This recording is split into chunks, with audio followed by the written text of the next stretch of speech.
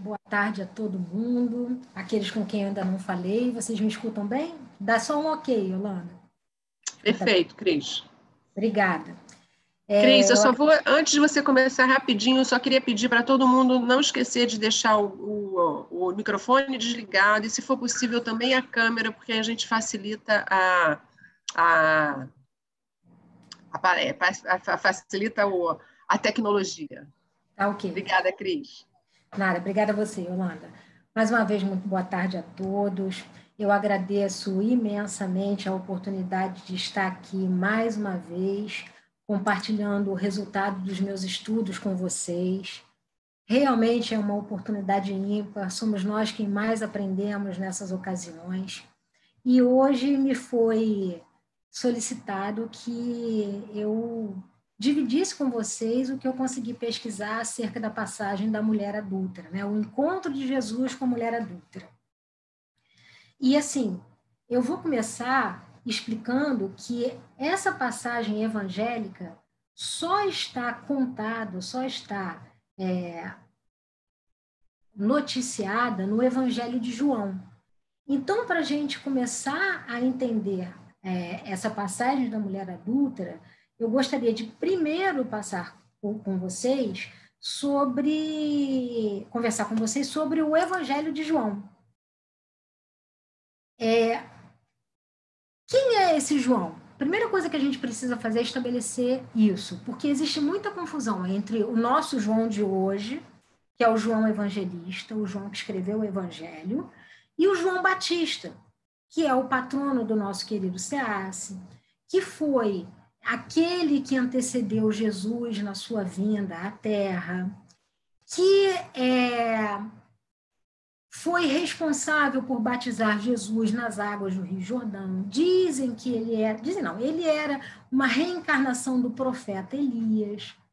Ele estava prescrito na lei que viria anteceder Jesus na jornada dele terrena. Esse João Batista, depois que ele batizou Jesus, ele mesmo considerava que a missão dele tinha sido cumprida. O poder instituído da época, que eram os judeus e os romanos, o caçaram. Ele é aquele personagem bíblico que teve a cabeça cortada por Herodes por ser oferecida a Salomé. Essa é a história de João Batista. Isso é papo para uma outra palestra, mas é só para diferi-lo do João de quem a gente vai tratar hoje, que é o João, que é o evangelista, porque ele escreveu um evangelho. Ele também pode ser chamado de discípulo, porque ele era um daqueles que seguiram Jesus durante todo o tempo de messianato dele, e ele era um apóstolo, que são aqueles que escolheu Jesus para ficarem mais próximos a ele nesse momento. Eram os 12 apóstolos. Tinham vários discípulos, tinham 12 apóstolos, e nós temos, pelo que ficou convencionado, 4 evangelistas. Nem todos os evangelistas eram apóstolos, nem todos eram discípulos diretos de Jesus. Mas é só para nós entendermos essa distribuição aí de atribuições, né? Esse João foi o João que acompanhou Jesus durante todo o Calvário, era o único homem dentre os discípulos que estava com Jesus lá no Gólgota, no momento em que o Espírito deixou a carne. Ele acompanhava Maria e as demais mulheres. Foi para esse João que Jesus entregou sua mãe Maria e entregou Maria para João também, né? As duas coisas.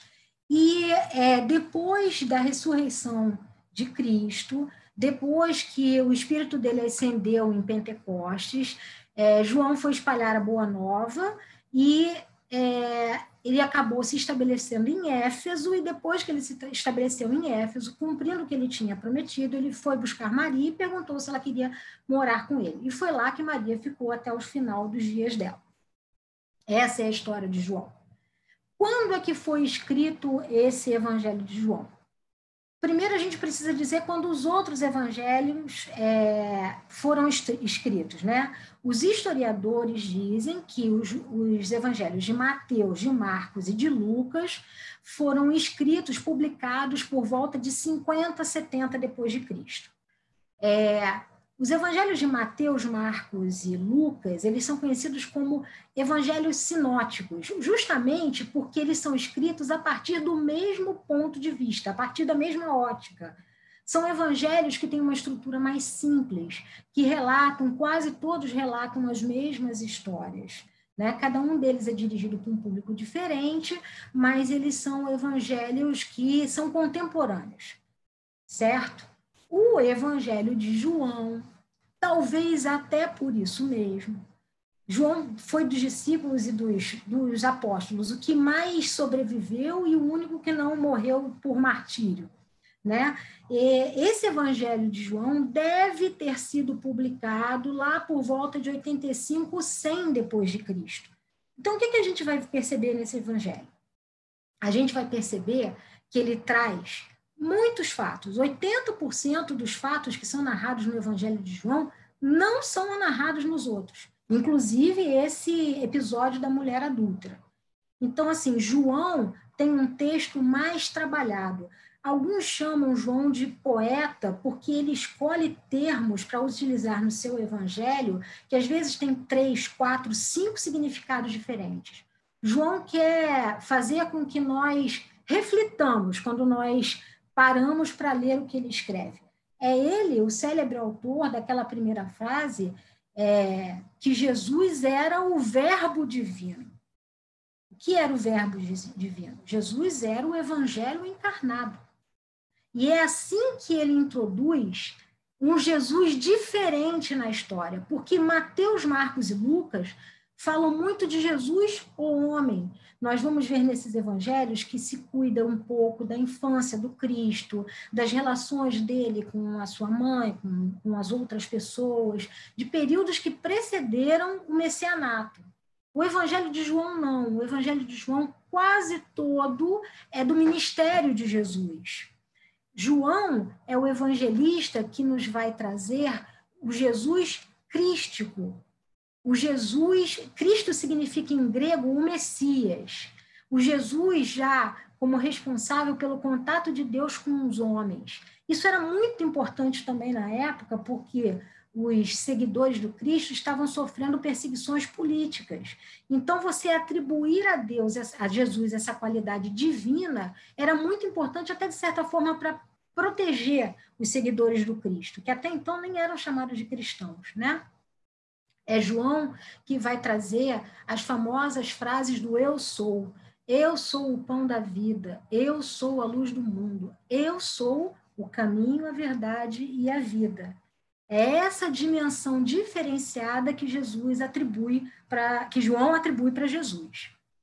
Uma outra coisa bastante interessante é que Mateus, Marcos e Lucas, eles tratam dos episódios em que Jesus realizou coisas que não eram explicáveis à época como milagres e maravilhas.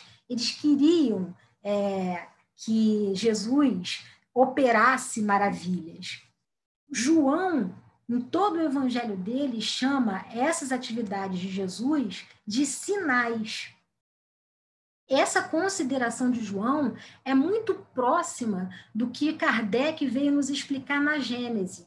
Porque Kardec, na Gênese, quando fala dos milagres do Cristo, ele explica que milagres o eram naquela época, porque não existia como explicar. E tem muitos que a gente não tem como explicar até os dias de hoje. Mas que, na medida em que a ciência fosse avançando, aquilo ali passaria a ser explicado. Por quê? Porque Jesus nunca iria contrariar uma lei divina, ele não iria fazer algo que fosse fora do que estava previsto por Deus. Deus instituiu leis divinas iguais para todo mundo. Jesus não iria derrogá-las. Então, tipo assim, João veio dizer que, na verdade, ele não estava fazendo milagres, ele estava dando sinais de que ele era o Filho de Deus. Outro detalhe importante, eu não estou dizendo aqui, gente, que o Evangelho de João é melhor do que os outros, eles só são diferentes, eles reportam coisas diferentes e são feitos de maneira diferente. Mas esse de João também é o Evangelho que vai trazer a frase: e eu rogarei ao Pai, e ele vos dará outro paracleto. a fim de que esteja convosco para sempre. Paracleto é uma dessas palavras que João utilizou no evangelho dele, que pode ter muitos significados. Para o nosso trabalho aqui, para o que a maioria dos intérpretes espíritas entendem, a gente vai trabalhar com o conceito de alguém que é chamado ou enviado para prestar auxílio, consolar, confortar, defensor do réu, advogado, intercessor, alguém que exorta, que instrui. E esse é justamente o papel que nós espíritas cremos que a doutrina a qual nós nos filiamos, a doutrina espírita, cumpre. O espiritismo seria o consolador prometido por Cristo já no Evangelho de João, há quase 2000 anos. Esse trecho também é interessante, porque como ele começa dizendo, e eu rogarei ao Pai, a gente escapa daquela pegadinha que a gente ainda vê muito hoje em dia, que é confundir Jesus com Deus. Jesus e Deus não se confundem. Jesus vai pedir ao Pai para que mande, né? E a última característica interessante do Evangelho de João, para a gente que é espírita, principalmente nesse caso, é porque João, o evangelista, ele é mencionado por Kardec em Prolegômenos do Livro dos Espíritos, como um dos espíritos que auxiliou na realização da codificação. Na realidade, ele é o primeiro espírito citado por Kardec. E, além disso, no Evangelho segundo o Espiritismo, a gente tem uma mensagem que está em Instrução dos Espíritos, no capítulo que fala da bem-aventurados aqueles que são puros de coração. Eu tive curiosidade de reler esse trecho ontem, e já naquele trecho, no Evangelho segundo o Espiritismo, existem conexões que são feitas entre o Espiritismo e Jesus. É muito interessante, eu convido todo mundo a ler depois que terminar a palestra. Agora que a gente já falou quem é o autor desse texto e por que esse texto é tão diferente, eu acho que vale a pena a gente dizer, assim, em que circunstância aconteceu esse evento da mulher adúltera no Evangelho, tá? A gente não pode esquecer que Jesus, ele encarnou numa sociedade, na sociedade hebraica, que é uma sociedade patriarcal. O que significa? Que quem criava leis, quem aplicava leis, eram os homens. Era assim que funcionava naquela época na sociedade hebraica. A mulher, naquele contexto, ela era um objeto. Como era um objeto o rebanho, como era um objeto os servos. E ela pertencia sequencialmente, né, se fosse o caso, ao seu pai primeiro, depois ao seu marido, seu filho, seu irmão. Ela deveria pertencer a alguém, ela deveria estar integrada em uma família que fosse encabeçada por um homem. Quando ela não era pior ainda, porque aí ela era uma pária da sociedade. E ela não tinha, às vezes ela não tinha onde ficar, essas mulheres iam esmolar no meio das ruas. Então era muito importante que elas mantivessem um vínculo com o homem. Dentro desse contexto, de novo, as suas atribuições eram obedecer aos pais, a prole, elas deveriam ter filhos, ela deveria educar essa prole, ela deveria cuidar das atividades domésticas, e se essa família tivesse alguma pequena propriedade, que tivesse atividade agrícola, ou então que cuidasse de rebanho, também ela ia fazer isso. Então, assim, vida de mulher não era fácil mesmo, entendeu? Joana de Ângeles, em um dos textos dela, ela vem dizer que a condição de mulher naquele momento era de absoluta subalternidade. E aí vocês imaginem a circunstância de uma mulher que rompeu uma lei mosaica, né, que foi cometer o adultério. A pena para aquele tipo de crime era morte por apedrejamento. Além de contextualizar o que era a sociedade daquele tempo, eu queria dizer também para vocês o que estava acontecendo no momento do episódio da mulher adúltera. O Jesus já estava no final do período de messianato dele, né? Já era assim, já tinha começado há quase 3 anos, ele já estava próximo da cruz, por assim dizer. E no momento desse episódio da mulher adúltera, estava tendo uma daquelas festas da sociedade judaica, como a Páscoa, só que a gente fica imaginando que só existia a Páscoa que os judeus iam para Jerusalém. Não, tinham várias festas, eram as 4 ou 5 festas que tinham, em que todos os judeus iam para Jerusalém. E aí eram dias e dias e dias de festas. Nesse momento, Jesus já era muito conhecido. A mensagem dele, essa mensagem do reino de Deus, essa mensagem de amor, essa mensagem de que a lei do pai dele era aquela, mas ela não estava sendo interpretada muito adequadamente, isso já tinha se disseminado pela população. As pessoas já chegavam para escutá-lo. Os milagres já tinham sido feitos, ele já era assim, objeto de curiosidade das pessoas, entendeu? E isso estava incomodando demais os fariseus e os escribas, que era o poder instituído da época. E ele já tinha sofrido perseguições, ele já tinha se escondido, ele já tinha saído de Jerusalém para ficar lá em regiões, ele já tinha passado pela Samaria. Então, assim, a situação já não era tranquila para Jesus naquele momento. Era isso que eu queria dizer para vocês, que aquele dia inteiro foi um dia de festas, o dia que antecedeu o episódio da mulher adúltera. No final do dia, as pessoas foram para suas casas, só que Jesus foi para o Monte das Oliveiras. O começo do capítulo é dizendo isso. Eu interpreto que ele foi para o Monte das Oliveiras para silenciar, para calar, para conseguir uma melhor conexão com Deus, porque ele já sabia tudo que ia acontecer dali para frente. Tudo mesmo. Mas ele precisava serenar o espírito dele para enfrentar essas situações. E aí, eu vou ler para vocês exatamente o trecho sobre o qual a gente vai falar. Ele está em João 8, especialmente versículos 3 a 11. Os escribas e fariseus conduzem uma mulher apanhada em adultério e a colocam de pé no meio. Dizem a ele: mestre, essa mulher foi apanhada em flagrante adulterando. Na lei nos ordenou Moisés serem apedrejadas tais mulheres. Portanto, que dizes tu? Diziam isso testando-o, para terem de que o acusar. Jesus, porém, curvando-se para baixo, escrevia na terra com o dedo. Mas como continuavam a interrogá-lo, desencurvou-se e lhes disse: quem dentre vós estiver sem pecado, atire sobre ela a primeira pedra. E, inclinando-se novamente, escrevia na terra. Os que tinham ouvido saíam um por um, começando pelos mais velhos. Ele foi deixado sozinho e a mulher estava no meio. Desencurvando-se, Jesus disse a ela: mulher, onde estão? Ninguém te condenou? Disse ela: ninguém, Senhor. Disse Jesus: nem eu te condeno. Vai e, a partir de agora, não peques mais. Esse é o trecho do Evangelho sobre o qual a gente vai trabalhar diretamente. Eu vou pedir licença a vocês para chamar de personagens as pessoas que compuseram essa passagem. Então, qual é o primeiro personagem que a gente tem que identificar aí? Por vezes a gente nem enxerga isso, mas o primeiro personagem desse episódio é o povo. O que esse povo estava fazendo ali?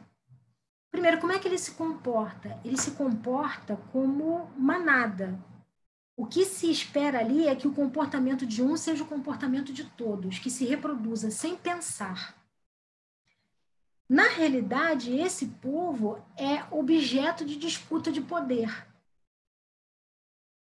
Os fariseus e os escribas estavam querendo defender o seu modo de vida, que era interpretar a lei do jeito que a lei vinha sendo interpretada há séculos.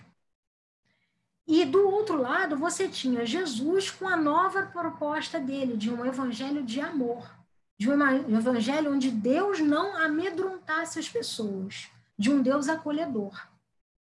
Então, digamos, quem vencesse aquela batalha levaria o inconsciente coletivo que estava ali em disputa. Então, o primeiro personagem desse episódio é o povo, que em algumas Bíblias é traduzido por multidão, em outras por turba. É esse povo. O segundo personagem são os escribas e os fariseus. Na realidade, eles são o poder que estava sendo exercido naquele momento, o poder posto. Esses escribas e fariseus eram responsáveis pela educação moral de todo aquele grupo social. Eram eles que ditavam as regras, eram eles que ditavam como elas seriam interpretadas. E segundo o entendimento deles, aquele erro cometido por aquela mulher adúltera deveria ser punido com apedrejamento, que é uma situação de violência. E aí eu vou deixar para vocês a seguinte pergunta. É razoável a gente usar violência dizendo que essa é a palavra de Deus, dizendo que essa é a lei de Deus? Deus age por meios violentos? Deus pune? Esse é o questionamento que a gente deve se fazer. Nós temos a terceira personagem, que é a mulher adúltera. E aí a gente vai tratar adultério como nós compreendemos adultério hoje em dia. Adultério é o fato de você ter um relacionamento fora do seu casamento. Foi isso que aconteceu ali. Agora, quando eu falo da mulher adúltera, na realidade me grita a ausência de dois outros personagens que são muito pouco mencionados. Um é o adúltero, pelo qual até perguntam de vez em quando, afinal de contas, a mulher adúltera foi levada para o meio da multidão, lá para o meio do povo, mas onde estava o adúltero? Ninguém adultera sozinho, né? Nisso vocês têm que concordar comigo. E um outro personagem que é menos mencionado ainda. E o cônjuge? Cadê o cônjuge nessa história toda? Né? Por final, quem integra essa cena, por assim dizer, é Jesus. E qual é a conduta inicial de Jesus quando chegam e colocam aquela mulher ali no meio do lugar onde ele estava conversando e ensinando para as pessoas? Eles chegam invocando a lei. E Jesus mantém um silêncio. Aliás, eu queria destacar que muitas vezes Jesus se tornou ainda mais importante pelo que ele não disse, pelo que ele não fez, do que pelo que ele fez. O silêncio de Jesus aqui é um trocadilho bobo, mas assim, o silêncio de Jesus aqui grita, ele optou por não falar. Isso evidencia o profundo respeito que o nosso educador, que é Jesus Cristo, tem pelo nosso livre-arbítrio e pela nossa intimidade. Se ela tinha adulterado ou não, Jesus não tinha nada, nem Jesus tinha nada com isso. Que não é o comportamento natural das pessoas, né? Nós, como bons humanos que somos, normalmente nós queremos, adulterou? Com o que adulterou? E fulano, já imaginava, estava na cara que era fulano, entendeu? Assim, esse é o comportamento que nós, hoje em dia, costumamos, não estou dizendo que é todo mundo que o faça, mas que as pessoas costumam ter. Era um outro questionamento que eu queria trazer, mencionando os dias atuais, é que nós nos ocupamos muito de falar sobre aquilo que a gente não entende, sobre situações sobre as quais a gente não tem o domínio de tudo que está acontecendo, sem escutarmos todos os envolvidos na história. Nós vivemos esses tempos de superficialidade. Hoje em dia, a gente acha que abriu o WhatsApp, leu 10 minutos uma notícia que a gente está sabendo tudo. No outro dia, eu estava vendo uma palestra do Haroldo Dutra Dias, eu até fiz questão de procurar o nome, Malcolm Gladwell, é um autor americano que escreveu um livro chamado Fora de Série. Esse senhor tem a tese de que a gente, para poder dominar um certo assunto, a gente precisa de mais ou menos 10 horas de estudo, 10.000 horas de estudo sobre aquele assunto. Nós precisamos estar em contato com aquela situação por muito tempo, para perceber todas as nuances que aquilo ali pode nos trazer. E hoje em dia não é assim que a gente está fazendo. E é para prestar atenção como a nossa conduta hoje é diferente da conduta de Jesus. Jesus, que quando esse planeta foi formado, estava se formando, já tinha já era espírito puro, e isso foi há 6 bilhões de anos atrás. E esse ser que era espírito puro e que há 6 bilhões de anos atrás já estava se ocupando de planejar o nosso planeta, diante da mulher adúltera, não falou nada, absolutamente nada. Só que, justamente por ele não ter falado nada, ele tornou a ser desafiado pelos escribas e pelos fariseus. Na verdade, qual era o desafio? É porque o Jesus, nos outros evangelhos, e até no próprio evangelho de João, já tinha dito que ele não veio derrogar a lei. Ele não veio ignorar a lei mosaica que já existia. Ele veio para cumpri-la. E todos os seus passos na Terra são um exato cumprimento da lei mosaica. Ele morrer foi o cumprimento da lei mosaica. Morrer daquele jeito. E aí, aparentemente, porque a gente não pode esquecer, Jesus já sabia do que ia se passar. Aparentemente acuado, aparentemente sem saída, Jesus vem e nos lança a seguinte frase. Nós não, né? Lançou para eles. Quem dentre vós estiver sem pecado, atire sobre ela a primeira pedra. Fantástico, né? Eu acho essa frase fantástica. Eu vou falar isso um pouco mais na frente, mas isso é de uma presença de espírito. Você sair com uma solução dessa, absurda. Porque, assim, o que aqueles fariseus estavam querendo dizer? Que tinha que cumprir a lei. Só que a gente tem que prestar atenção, é que nem quando a gente escuta o seguinte, o sistema não permite. Gente, quem aplica a lei, quem programa o sistema, é o intérprete, é o ser humano. A lei é morta. O sistema não existe se ele não for criado pela gente. Então, assim, você simplesmente fazer uma coisa repetindo, sem criticar o que você está fazendo, é uma atitude muito ruim e iria custar a vida de uma pessoa. Tá certo a gente fazer isso? E por que Jesus, depois de ter ficado calado, depois de ter silenciado, Jesus falou?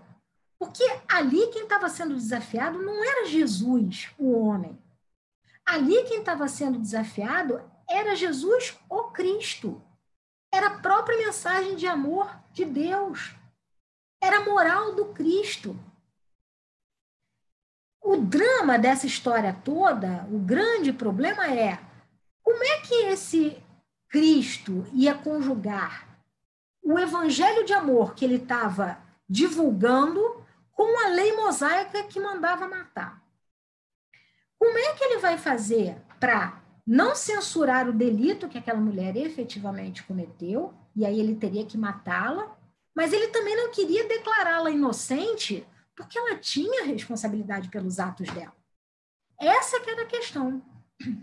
E a maneira que ele viu de sair dessa encruzilhada foi a frase que ele mandou: quem não tiver pecado, atire sobre ela a primeira pedra. Porque a gente tem que entender que Jesus conhecia todo mundo que estava naquele pequeno grupo. Ele conhecia o povo, ele conhecia os fariseus, ele conhecia a mulher adúltera, e ele sabia ali quem tinha pecado e quem não tinha. E a gente tem que pensar ou imaginar o seguinte: naquela assembleia toda, o único espírito puro que tinha era ele. Então ele sabia que todo mundo tinha pecado e que ninguém ia poder atirar a primeira pedra. Ele sabia, ele podia dizer isso. Não foi um ato impensado. Ele não jogou com a sorte. E, ademais, outro fator que demonstra que ali não tinha espírito puro. Porque vocês já viram espírito puro se juntar para perseguir, atormentar, apedrejar alguém, para obsediar alguém? Espírito puro não faz isso.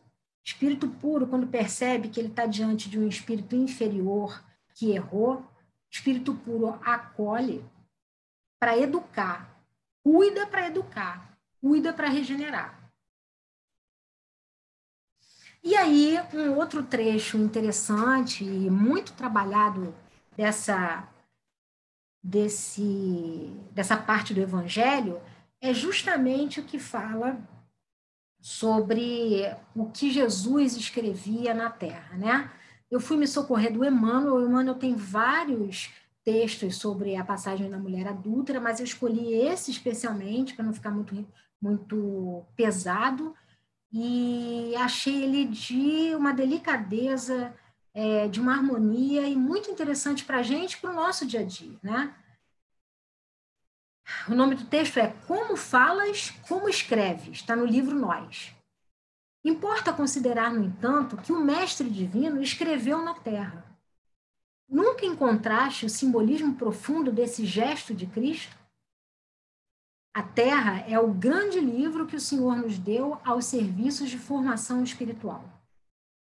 Ainda que não percebas, estás escrevendo diariamente. Se és criatura de entendimento frágil, se ainda não tens o contato com os ensinamentos do Cristo, não te descuides da escrita diária. Vê o que gravas nas páginas da tua vida. Tuas mãos e atitudes gravam sempre, a todo minuto, com as tintas luminosas ou sombrias do coração. A terra está registrando o que fazes. Não manches o livro que o Pai nos confiou. Auxilia, perdoa, trabalha, ama e serve, gastando sensatamente os recursos que os céus te situou no caminho e nas mãos. Como quem sabe que a contabilidade divina a todos procura no grave instante do acerto justo. Então, a gente tem que, quando o Emmanuel fala que a Terra é o grande livro que o Senhor nos deu aos serviços de formação espiritual, isso é muito compatível com as instruções que a gente recebe dos espíritos, dizendo que em cada encarnação que nós temos é uma oportunidade de nós nos renovarmos a caminho da perfeição. Cada atitude da gente é contabilizada nessa contabilidade divina aí que é feita.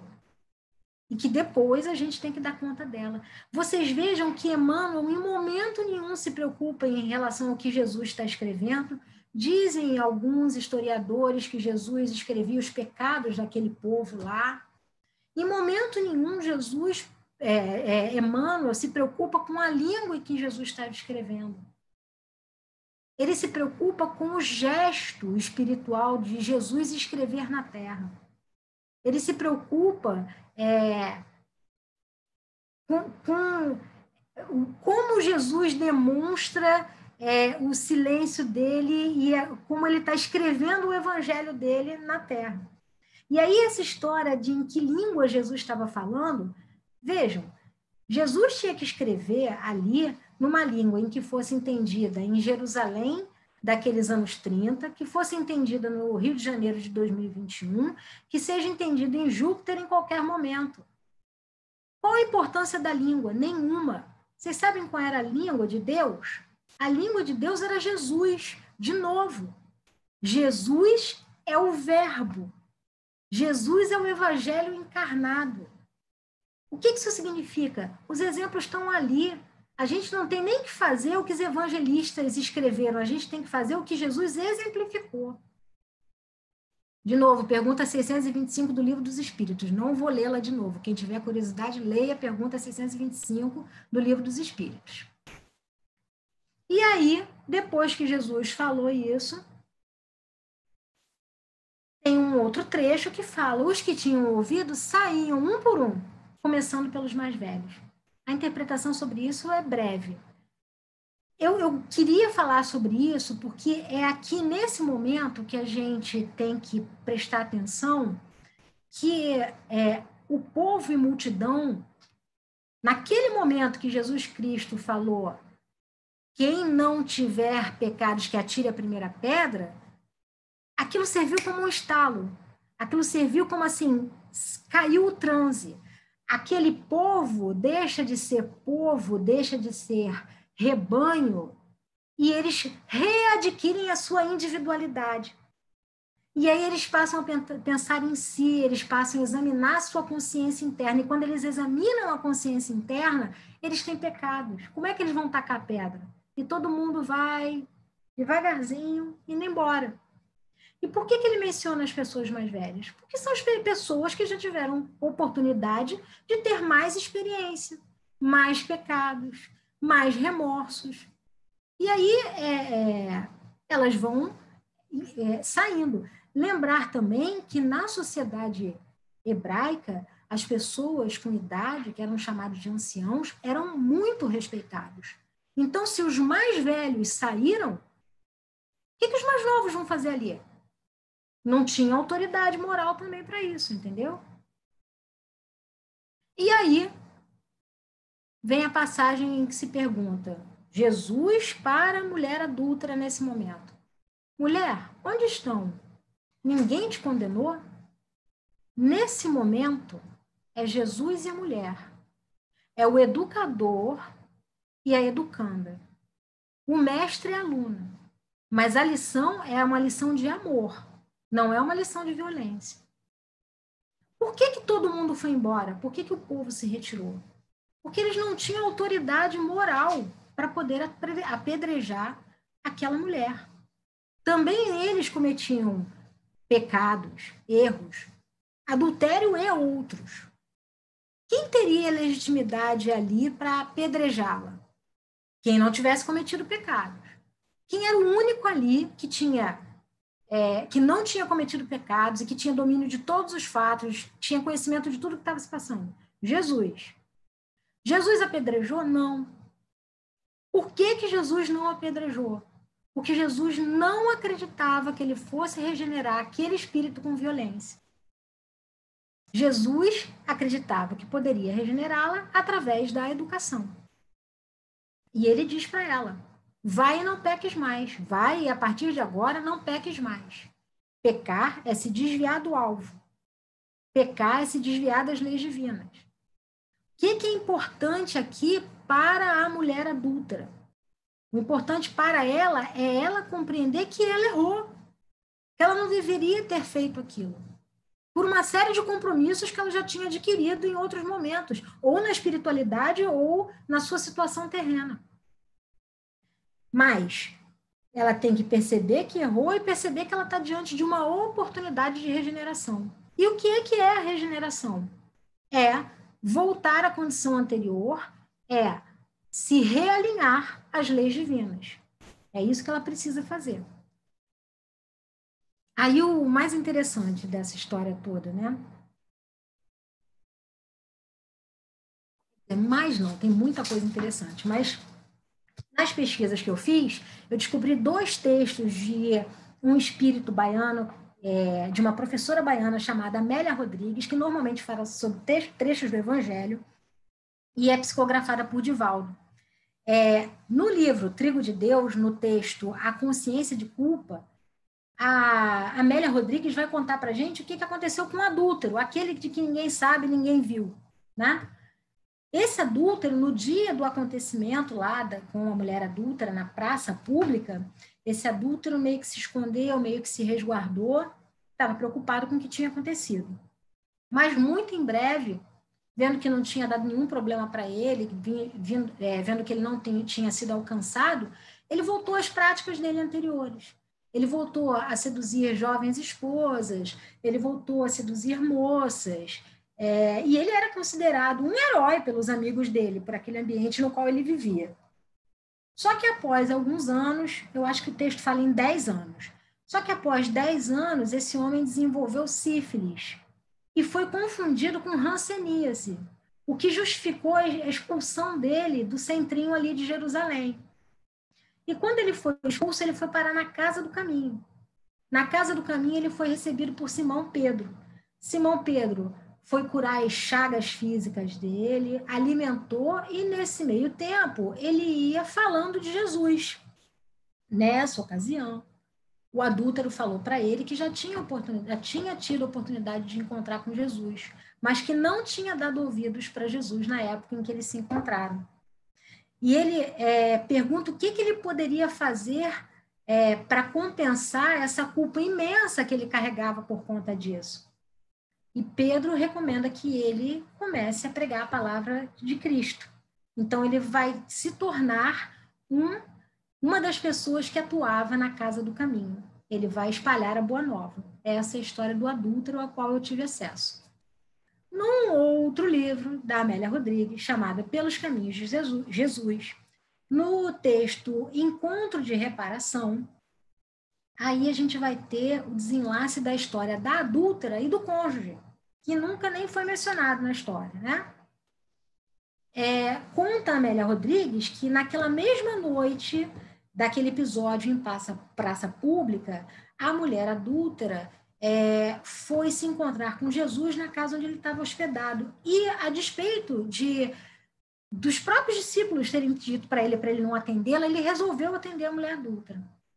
E aí ela explica o que aconteceu, que ela tinha se casado e que o marido dela desrespeitava o casamento deles, que ia para festas, que abandonava, e que ela, sensibilizada pelos argumentos lá do adúltero, resolveu ceder e realmente tinha cometido aquele erro, mas que ela estava muito arrependida daquilo que ela tinha feito.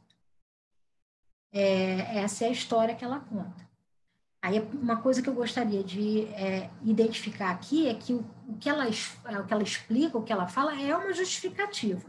Só que a gente não pode confundir justificativa com razão.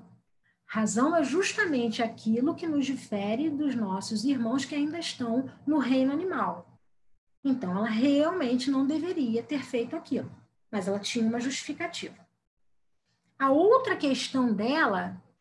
e lembre-se, Jesus sempre ficou preocupado em que ela assumisse as responsabilidades pelos atos que ela cometeu. No que se refere a como começar a regenerar, que ela falou, e aí, o que eu vou fazer da minha vida? Eu não tenho para onde ir, porque ela foi expulsa de casa, né? O que eu vou fazer da minha vida? E Jesus, porque ela pediu para seguir Jesus, mas Jesus não a recebeu para caminhar com ele naqueles dias em diante. Ele disse, olha, você tem que ter paciência, você tem que começar a se regenerar acreditando em Deus, trabalhando por ele. E ela sai daquele ambiente, depois, 10 anos depois, a história nos conta que ela se estabeleceu na cidade de Tiro, que é tipo no noroeste, no litoral lá da Palestina. E que ela se estabeleceu numa casa humilde, mas a atividade dela era receber peregrinos, pessoas doentes, cuidar das pessoas. E um belo dia ela recebe lá um peregrino muito machucado, muito debilitado, que ela resolve ajudar. Era uma casa humilde, mas que tinha condições de fazer isso. E como Simão Pedro fez com o adúltero, ela recebeu esse peregrino e ela alimentava, cuidava das chagas e falava sobre Jesus, né? No que ela está falando sobre Jesus, muito devota, muito intensamente reportando a boa nova, esse peregrino pergunta para ela assim, mas você acredita nisso que você está falando? Esse cara realmente era tudo isso que você estava falando? E ela responde, eu tive a oportunidade de estar com ele, ele me salvou a vida. E aí ele confessa, eu também tive a oportunidade de estar com ele, mas eu não compreendi o que ele fez na época. E aí ela pergunta para ele, você o conheceu como? E ele diz, quando ele protegeu a minha mulher adúltera da multidão. Eu a expulsei de casa e desde então eu a procuro e eu nunca a encontrei. E ele cai num estado assim meio sonolento na história. Nesse momento ela fala para ele, não se preocupe, nós dois acreditamos, nós dois já começamos o caminho da nossa regeneração, nós já nos arrependemos. E nessa história toda eu achei muito interessante lembrar sempre do Céu e o Inferno, que é um livro pouco mencionado do Kardec, da codificação. Lá na primeira parte, no Código Penal da Vida Futura, tem um trechinho que fala que arrependimento, expiação e reparação são 3 condições necessárias para pagar os traços de uma falta e suas consequências. Eles estavam no início do caminho, no arrependimento, e iriam ter que transitar por tudo isso até recompor a situação. Amélia Rodrigues termina falando que o arrependimento do erro, a confiança em Deus e a paciência, gente, paciência, são os primeiros passos para reparar qualquer delito. Terminando a palestra em si, eu gostaria de rememorar aquele trecho do Emmanuel, quando fala que Jesus estava escrevendo na terra, e pedir para que vocês prestem atenção, para que nós todos prestemos atenção no que, como nós estamos preenchendo o nosso livro, o nosso texto, o poema que nós estamos escrevendo com essa vida, com essa encarnação que Jesus deu para a gente. Que a gente possa sempre relatar luz, refletir bem, sempre com fé nas leis divinas que governam o nosso universo infinito. Isso é o que eu desejo para mim, é um exercício diário e é o que eu desejo para vocês também.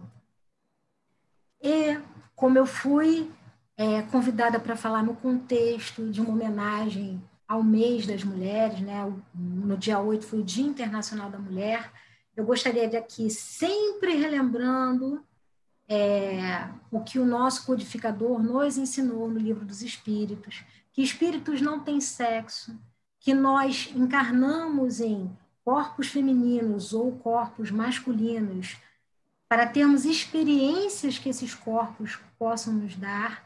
Hoje eu queria pedir licença para fazer uma homenagem às mulheres, a espíritos que ao longo dos séculos encarnaram e que fizeram diferença na humanidade, para a vida da humanidade. Não quero exaurir, é óbvio que existem muitas outras, entendeu? Mas eu gostaria de deixar aqui a minha menção a Joana d'Arc, que foi uma das menções mais antigas que eu consegui encontrar. A senhora Amélie Gabrielle Boudet, que é muito pouco lembrada dentro da doutrina espírita, mas sem ela, que era esposa de Kardec, ele não teria conseguido se desincumbir da tarefa pesada que lhe foi dada de uma maneira tão positiva.